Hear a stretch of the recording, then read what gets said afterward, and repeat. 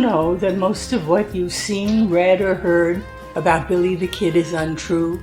My name is Gale Cooper. I'm a medical doctor and forensic psychiatrist. My specialty is murder case consultation for the defense. For 20 years, I've used my expertise to uncover the real Billy the Kid. Researching over 40,000 pages of archival documents and books, I've written the revisionist history. It's shocking, it's liberating, and I've written books demolishing the hoaxes, hijacking the history. My talks will share with you what I've found. Cover-ups, misinformation, and fakery, to use Old West lingo, will bite the dust.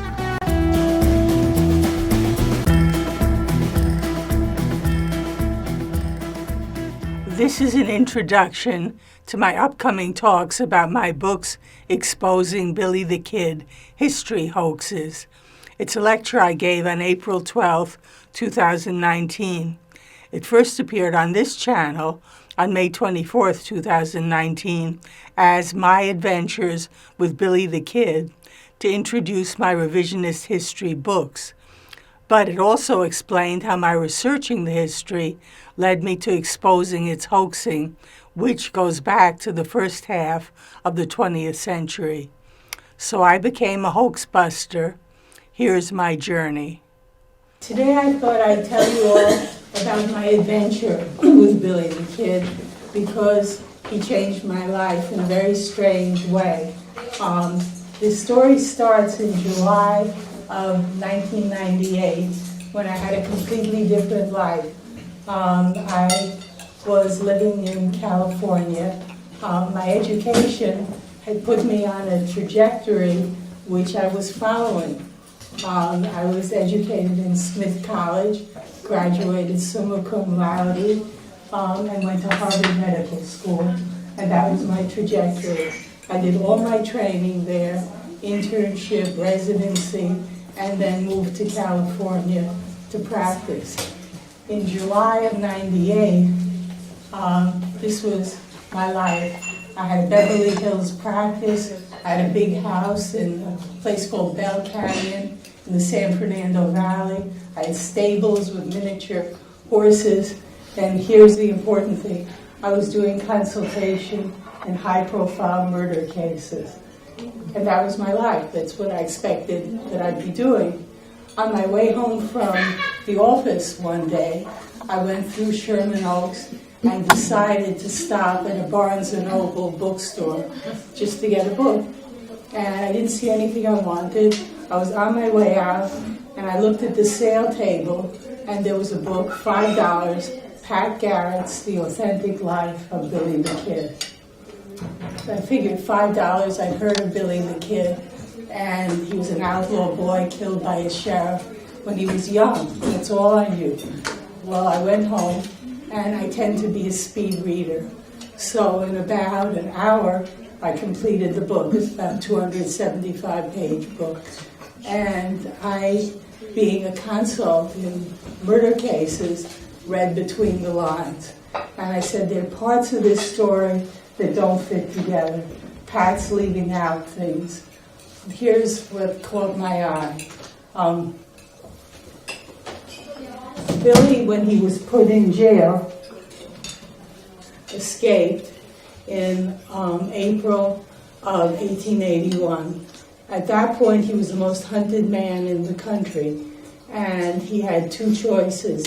He was completely bicultural and bilingual, and he was 150 miles away, could have gone to Old Mexico and lived the rest of his life. He was 21 years old. He could have gone 150 miles northeast to Fort Sumner and near certain death. Pat didn't write about that or why it happened, and I said to myself, 21 years old, it's got to be a girl. And so I got on the internet and looked up Billy the Kid, and the first thing I saw was the Billy the Kid outlaw gang. And the president of it was a woman named Carolyn Allen.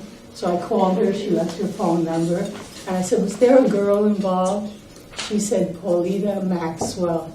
the richest heirs in New Mexico territory, the heirs to the Maxwell land grant, the 2 million acre grant in northern New Mexico and southern Colorado. And she was a young teenager then, and she was Billy's secret lover. Now here was Billy, a homeless boy, in terms of the books on him, violent and outlaw. How did this happen? This was such a strange love story. And in addition, she said, when I asked her more, that behind it all was something I'd never heard of, and you'll see if any of you have heard of it, the Santa Fe ring. Does that ring a bell? Yes. Behind it was the Santa Fe ring, and she said that it's never been written, but Billy was involved not only with Paulita, but with a freedom fight. And all of a sudden, the concept of this unusual star-crossed romance, and Billy not being an outlaw, but being part of a freedom fight, was absolutely fascinating to me. So this woman had a whole library of Billy the Kid books. I got all the titles, bought them, read them quickly, and I sold everything I had. I sold my practice, my big house, my stable. My life completely changed within a few months. This was mid-July when I saw the book. By July 28th, I flew to New Mexico to travel to all the historic sites where some of you may have been. Fort Sumner, where Billy's buried, a Lincoln Town, which is still preserved like it was in his day, and Silver City, where he lived for a while. And I moved here by April of '99 to the Sandian Mountains to write about him. Ultimately, I read 40,000 pages of archival documents and books and made a whole new view of the history of Billy the Kid.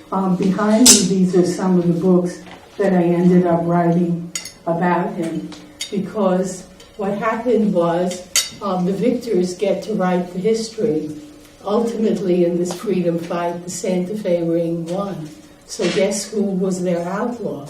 The most charismatic individual in the freedom fight, Billy. Except he exceeded the ring's expectations. He was merely outlawed so they could get rid of him. In fact, he's the one, by being so memorable, that's dragged the ring right into the present, so all of us can take a look at what happened in those days. And I'll give you an idea of what I learned, and then some more strange turns. But first, I'll tell you the strangest thing of all. That was mid-July of '98, and I knew none of his history. If I left on July 28th and calculated back, it was around July 14th that I found that book. The day Pat Garrett shot Billy in 1881 was July 14th. Whatever that means in terms of the currents of fate that pick us up and move us along, it's hard to know. But I've become the person who spoke for all the freedom fighters, as well as Billy, of that period. Because here's what was really going on in New Mexico. This wasn't a shoot-'em-up outlaw story of some random frontier boy, and there were many of those kind of violent outlaws. This was a time in the 1870s of massive upheaval in New Mexico, which again has been so suppressed that many of you may not even know that it had occurred. The Santa Fe ring began in 1866 when two profiteering attorneys named Thomas Benton Catron and Stephen Benton Elkins, college friends from Missouri, moved here to take advantage of easy pickings, the land grants. When the Treaty of Guadalupe Hidalgo was made in 1848, the Hispanic people living here, as part of the agreement, were allowed to keep their land.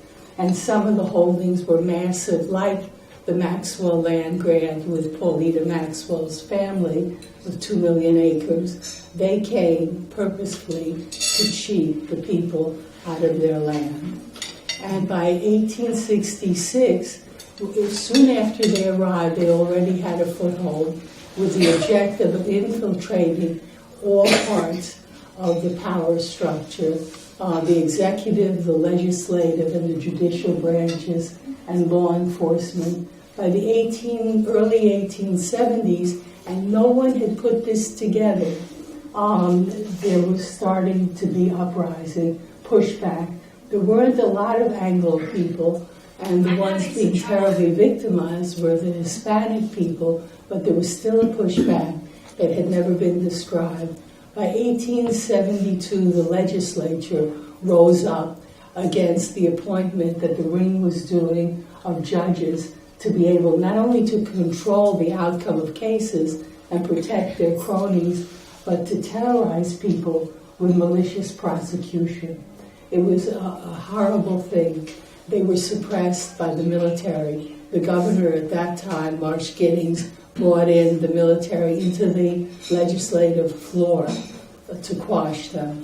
That was 1872. 1876, in Silver City, was the Grant County Rebellion. Nobody put this together. They made a declaration of independence and were going to secede from New Mexico to get away from the Santa Fe Ring. They were managed to be pressured out of leaving. There was not bloodshed yet. 1877 was the Colfax County War in the old Maxwell land grant, where the Ring had taken over the grant, cheating Lucian Maxwell, Paulita's father, out of ownership of the grant. After that, he moved and made Fort Sumner. And there, the settlers had an uprising from 1875 onward, and there was bloodshed. Then came the Lincoln County War, 1878, just the next year, that made Billy famous. By that point, the Santa Fe Ring, it's the end of the 70s, was a terrorist organization. And let me now overlap Billy's life, because his life trajectory intersected the Ring when it was at its most lethal. Billy was born in New York City, a illegitimate child of an Irish mother whose last name isn't known. Her name is Catherine. His name was William Henry McCarty. She was a washerwoman. She moved for unknown reasons to Indiana, where she took up with a man named William Henry Harrison Antrim, who wanted to be a miner. She moved with Billy and her older son, Josie, and William Henry to Silver City. It was 73. Billy was a 13-and-a-half-year-old boy then and had his minimal education, where you can see the product in this letter. He probably had less than a year of schooling. At that time, his brilliance wouldn't have been noticed by anyone. What would have been noticed was his violence and his hair-trigger temper. He was a difficult child and known to the local people, and starting a little bit with thievery. In the next year, his mother died of tuberculosis, and his venal stepfather, Antrim, kicked him and his brother out of the house. At 14 and a half, he was homeless. At that point, he became a real juvenile delinquent. He was stealing and escalated with an adult accomplice in 1875 to burglary and robbery, for which he was put in jail. Well, the sentence would have involved 10 years of hard labor. He escaped through the chimney, being very inventive, and made it to Arizona, where he continued on his path of delinquency, stealing horses, again with an accomplice, military horses and saddle, culminating horribly in August of 1877. This was in Bonita, Arizona, of murdering a blacksmith who had aggressively attacked him, and Billy probably thought His life was in danger, but by then, Billy's obsession with guns had advanced, and he shot the man dead. He would have been hanged in Arizona because there would have been no excuse of not knowing the man was armed. He made it back, escaping to New Mexico territory, and followed his path downward, becoming part of the Jesse Evans gang. Terrible gang, which was ring-affiliated enforcers who did rustling and murdering for the ring. This would have been Billy's life, but something very strange happened. That was September of '77.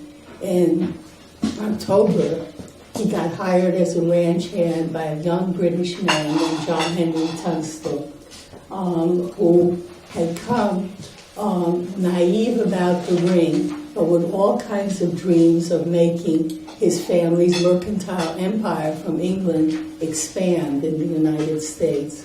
He had a store already in Lincoln Town. He befriended a local attorney named Alexander McSween, who happened to be fighting the Santa Fe ring, and he was making cattle ranches. Well, the ring didn't take any competition. They certainly didn't take exposure, which was going on. Within 4.5 months, Billy wouldn't have understood that. Tunstall was murdered horribly. His horse killed, there was mutilation involved, and Billy would have been in the group of ranch hands riding with Tunstall. None of them saw it. Tunstall had been separated. But this trauma of the first good and honest person he'd ever been exposed to completely transformed this boy into, surprisingly, a political zealot. And this is the part that hasn't been told. What happened in the immediate aftermath is the local sheriff, William Brady, who was part of the ring, made no effort to capture the murderers, and Billy, among others, was appointed a deputy to serve arrest warrants, since the sheriff wouldn't. At that point, the people organized themselves as the Regulators, which harked back to the Revolutionary War, when pre the Revolution, North Carolinians called themselves Regulators to deal with the corrupt control that was going on. Well, things escalated badly. Regulators tried to make arrests. There were killings involved, and the governor outlawed their group. And the governor, who was a pure ring appointee, Samuel Beach Axtell, that was the beginning of what became the Lincoln County War. The fighting escalated until July.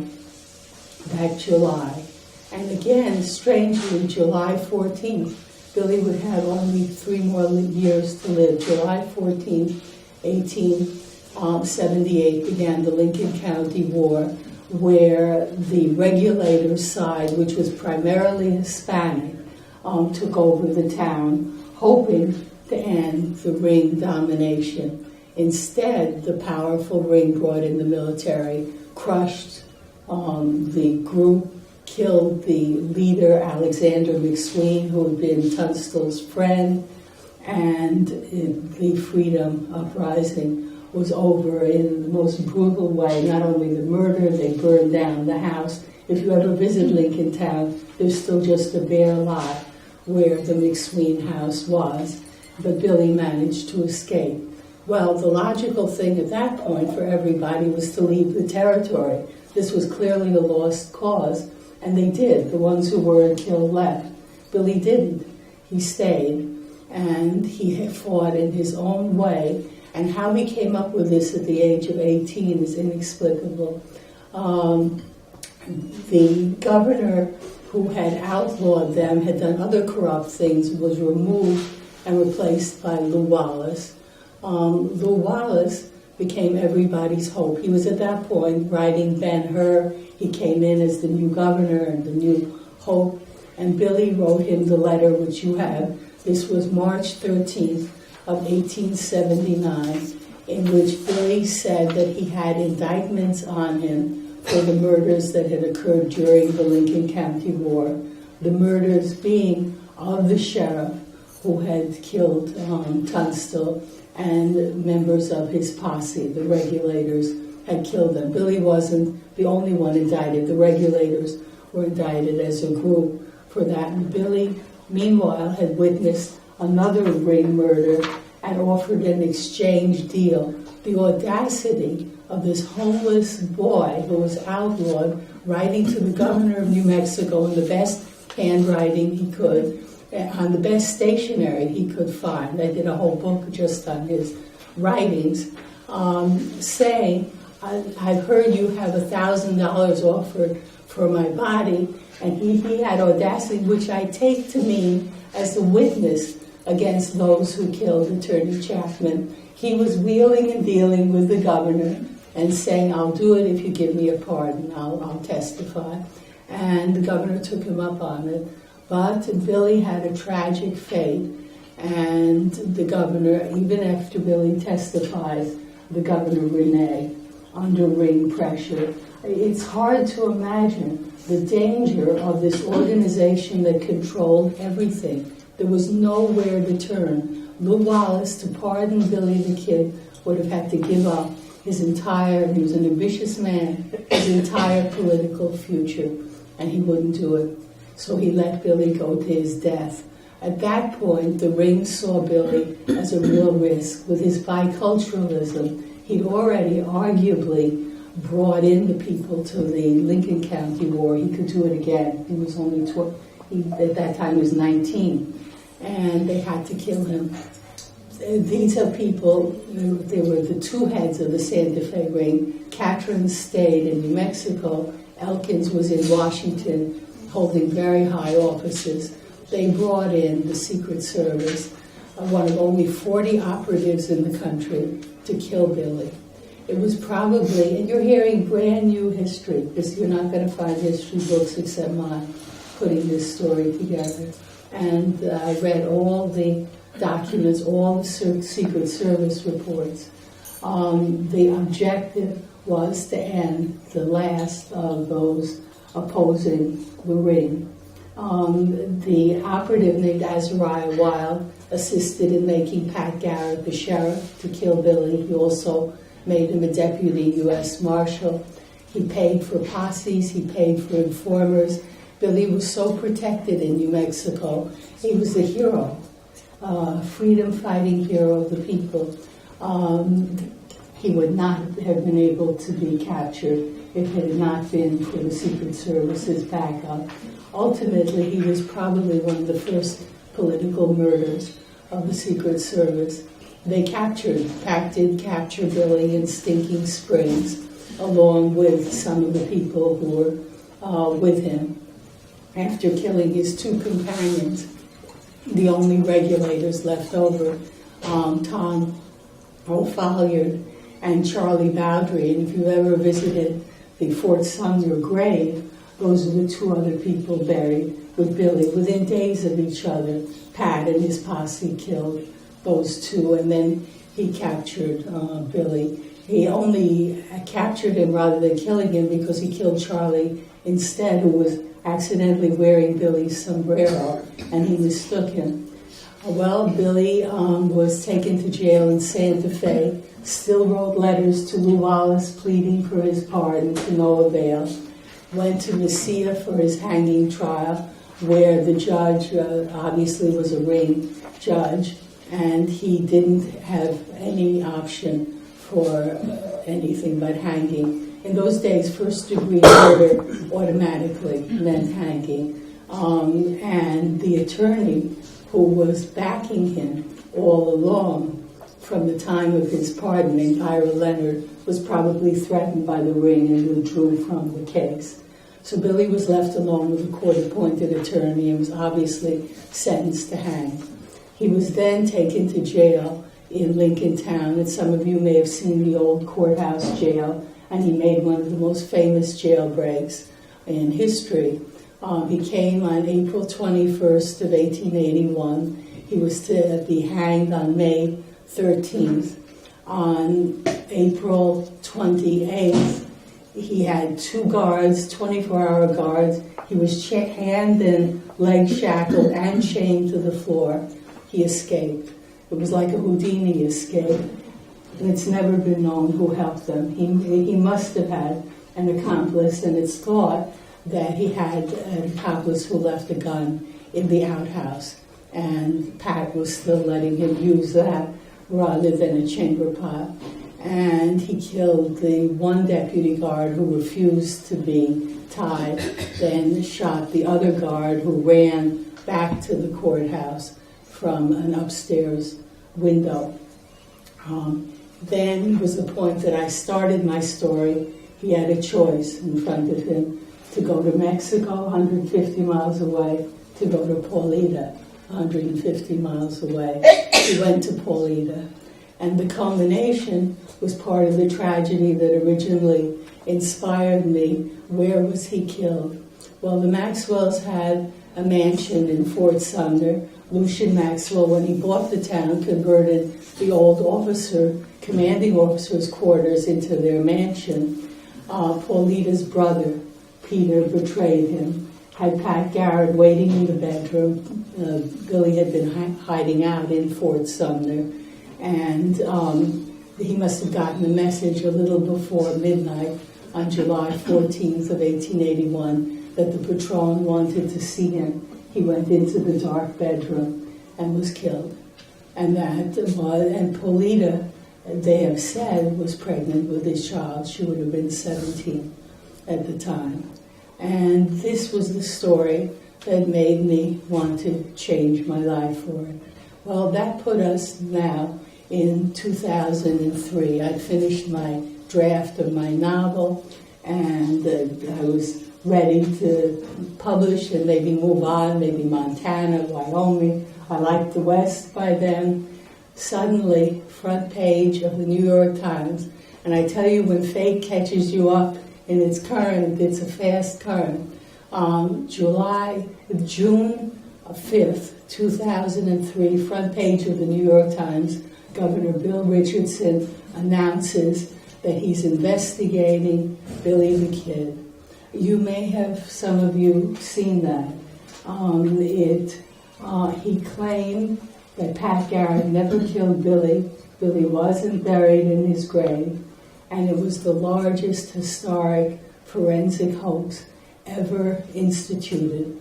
And he's arguably the only governor that was poised to give his state's iconic history to another state, that being Texas, for a political donor who believed in an old-timer named Brushy Bill Roberts. Brushy Bill was part of a whole group of old-timers in the first half of the 20th century who claimed, because they had nothing else in life, to be part of famous history. And there were several who claimed to be Billy the Kid, who survived the Pat Garrett shooting. Now, Billy himself had a coroner's jury report. The townspeople, 200 townspeople, had a vigil. They loved him. They recognized him. It goes on and on how many identifications he had. But irrespective, Governor Richardson had his path. So I just assumed, here I'm an outsider coming to write a novel, that the people in Fort Sumner in Silver City, where the mother is buried, would just stop this silliness. I mean, that's their tourism, and it's the reality of the history. In fact, when I called around, no one dared do anything at all. It was just me. I came here to write a novel, and suddenly I was facing head-on the Santa Fe ring myself, all by myself, and absolutely terrified, because I'd just written a whole book about how horrible they were. And so for the first, so what I did, leaving terror out, what I did was, when I found that no one was doing anything, hire the Kennedy Hahn law firm, a very prominent law firm at that time, and with a real firebrand, Mary Hahn, heading it. And you may have all heard in the news subsequently, like 2006, that Mary was claimed to have committed suicide when many people thought she was murdered. She was, not from my case, but she was willing to fight the very dangerous fights, and so she took my case. And in the courts, in 2003 and 2004, we blocked the exhumations of Billy the Kid and his mother. This was the plot that Richardson had backed. They were going to dig up Billy and his mother, compare the DNA, say it didn't match, therefore Billy couldn't be her child, therefore Pat killed somebody else and put the innocent victim in the grave. The catch to it was, which I saw right from the New York Times article, that these are tourist markers. These aren't real graves. Billy is not buried right there. If you stand there and want to give your respects, he's somewhere, but not there. And the mother is in no way buried in Silver City, where her grave marker is, which is in the new part of the cemetery. This was a complete hoax. Okay, 2003, 2004, I won. I blocked the exhumations of Billy and his mother. All of a sudden, coming here to write a book, I'm part of saving the history. It was completely unexpected. So then I thought it was over. I kept myself anonymous. A very brave journalist named Jay Miller proxied articles that I wrote exposing all this. And I thought it's over. Not when you're dealing with hoaxers, and not when you're dealing with someone who doesn't like to lose, like Bill Richardson. And what they then claim is, remember I told you that Billy was shot and they had a vigil in town? Well, when they had their vigil, they laid him out on an old carpenter's bench. So the hoaxers who were linking, it was strange because it repeated the original Santa Fe ring structure. The one who were carrying on the hoax were the Lincoln County Sheriff's Department, Pat Garrett's old Sheriff's Department, and they claimed that they found the carpenter's bench on which Billy had been laid out and that it had his blood on it, so they didn't need to dig up anyone because it had DNA. Well, it turns out I was their nightmare because, if you recall, I'm a forensic expert. I was doing forensic psychiatry. By then, I'm arguably the world's expert on Billy the Kid. And most of all, I'm impassioned enough that I was willing to fight. So I continued fighting. And they continued persisting. They finally dug up some bodies in Arizona, another old pretender like Brushy Bill, just to get something done. They had already made a documentary about their case, trying to legitimize it. At that point, I took them to court in an open records case, 2007. I said, okay, you say you dug up bodies, you have DNA, give it to me. You're public officials. They had made a mistake of thinking if they structured their case like a real murder investigation against Pat Garrett, they could do exhumations. They forgot that that made them public officials, meaning public records. So, this being the modern Santa Fe ring, for 7 years I fought them in court. They would not give the records, obviously, because they were fake. Finally, after 5 sets of attorneys who abandoned my case because the ring is very powerful, unexpected to them, I had 2.5 months before a major hearing. I bought all the law books from the law library that were relevant, speed read through them, and took the case myself and won. At that point, that was not good, but there was no way out of it. So the only thing they managed to do was make a special change to the law to remove all penalty, to my wrongdoers. At that point, in the statute, it's called IPRA, the Inspection of Public Records Act, they owed me almost $1 million in damages. It's a per day accrual. The high courts, appellate courts, that means up to the Supreme Court, removed all penalty for violating open records, so they wouldn't have to give me the penalty that my people had accrued. So I became an expert on the Santa Fe ring in a way that you can't by reading books. You have to live with a system that's completely rigged to understand the history of Billy the Kid. and what all those people fought and died for, and what I've now dedicated myself to making clear to people that something amazing happened in New Mexico, that a small number of people rose up against an impossible political machine and gave their lives and believed they could win. They believed enough in democracy. And that, to me, deserved a voice. And that's what I'm trying to give them. That's the story.